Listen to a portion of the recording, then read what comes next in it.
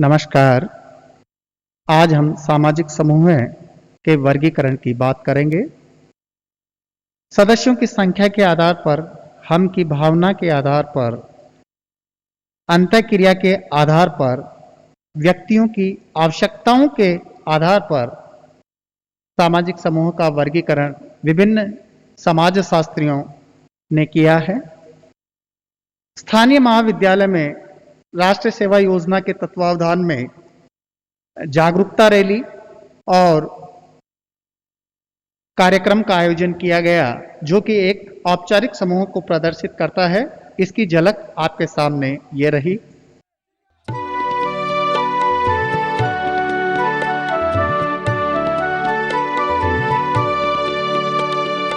जाग उठा है हिंदू हृदय में, जाग उठा है हिंदू हृदय में, विश्व विजय विश्वास, विश्व विजय विश्वास।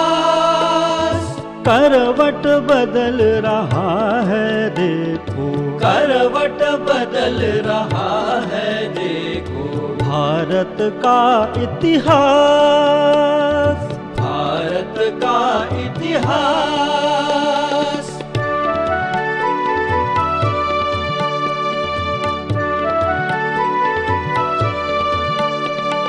सदियों से विस्मृत गौरव का, सदियों से विस्मृत गौरव का, भारत माँ परिचय देगी, भारत माँ परिचय देगी।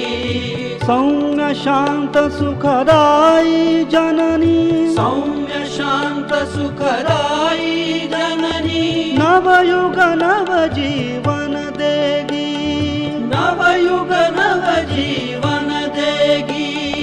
उस जीवन।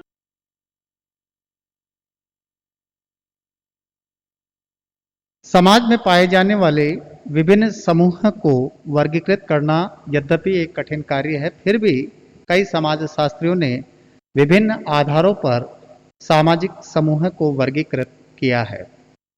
जिसमें पहली बात आती है सदस्यों की संख्या के आधार पर, जिसमें प्रमुख समाजशास्त्री जॉर्ज सिमेल, जॉनसन तथा हॉमन्स ने छोटे समूहों को समाज के आधार के रूप में महत्वपूर्ण माना है। हॉमन्स ने 5 छोटे समूह बताए हैं: व्यापार, गिल्ड्स, धर्म, वर्ग, राष्ट्र, साम्राज्य, संस्कृतियां, सभ्यताएं सभी विघटित की गई, तोड़ी गई, उन्हें नष्ट किया गया, लेकिन प्रत्येक सामाजिक विघटन के मध्य भी छोटे समूह अपने अस्तित्व को बनाए रखे हैं। अर्थात समूह जितना छोटा होगा, लोगों में अपनत्व की भावना प्रगाढ़ होगी, और यही कारण है कि विभिन्न आपदाएं आने के बावजूद भी ये समूह अपने अस्तित्व को बनाए रखे हैं, यानी समाप्त नहीं हुए हैं, मिटे नहीं हैं। मैकाइवर एवं पेज ने राष्ट्र एवं प्रांत जैसे बड़े समूहों का उल्लेख किया है। समान हितों के आधार पर बड़े समूहों के अस्तित्व को स्वीकार किया है, किंतु मर्टन, जिन्होंने social theory and social structure पुस्तक लिखी, जिसमें कहा कि अंतःक्रिया की कमी के कारण राष्ट्र को समूह के रूप में स्वीकार नहीं किया जा सकता है, किंतु फिर भी लोगों में राष्ट्र के प्रति हम की भावना पाई जाती है। इसीलिए राष्ट्रीय हितों के प्रति लोग जागरूक रहते हैं, इसीलिए यह एक समूह है।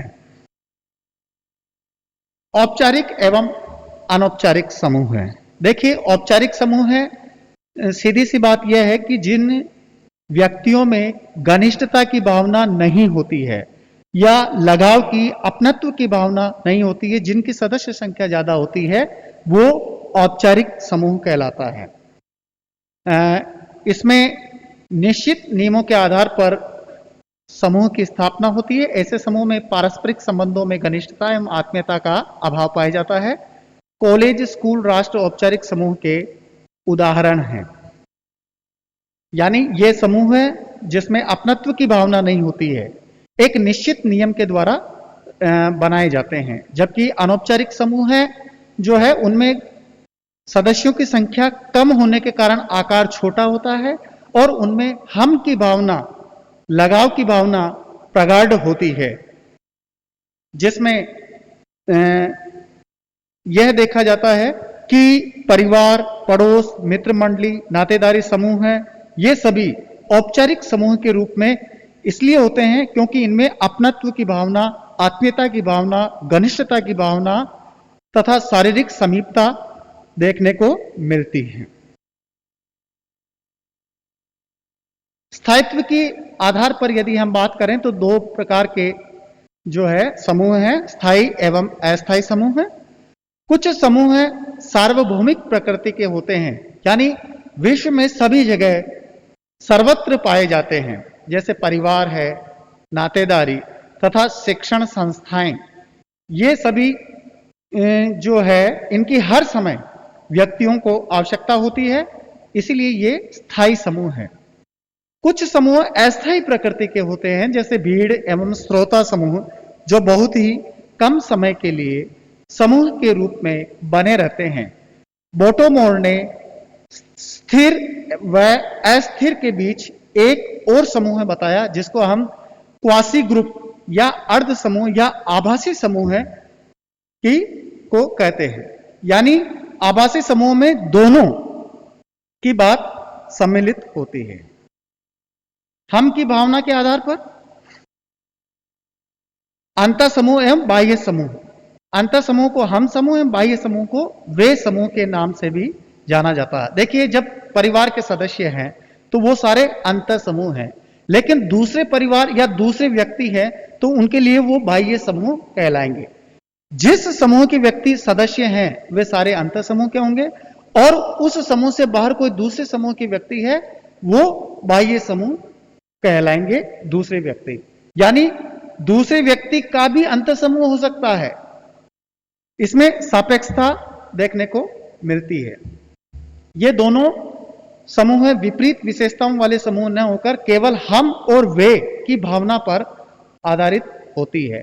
यानी कि एक अंतर समूह के लोग अपने को श्रेष्ठ और दूसरे समूह को हीन मानते हैं, लेकिन दूसरा समूह भी अपने समूह को श्रेष्ठ, यानी उनके जो सदस्य है उनमें अंतःक्रिया के आधार पर जो है वो अपने आप को श्रेष्ठ मानेंगे और दूसरे को जो है हीन मानेंगे। प्रकार्यात्मक आधार पर दो प्रकार के समूह बनते हैं, ऐच्छिक और अनैच्छिक समूह। व्यक्तियों की विभिन्न आवश्यकताओं की पूर्ति हेतु भिन्न भिन्न प्रकार के समूह निर्मित हो जाते हैं।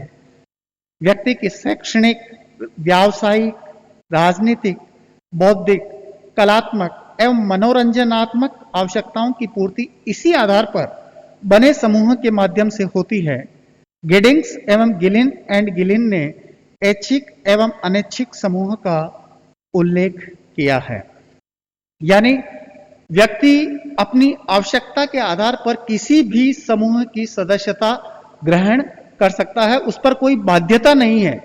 अगर उसकी रुचि राजनीति में है तो वो राजनीति समूह का सदस्य बन सकता है, आर्थिक का है तो आर्थिक में, बौद्धिक है, व्यावसायिक है, किसी भी समूह का वह अपनी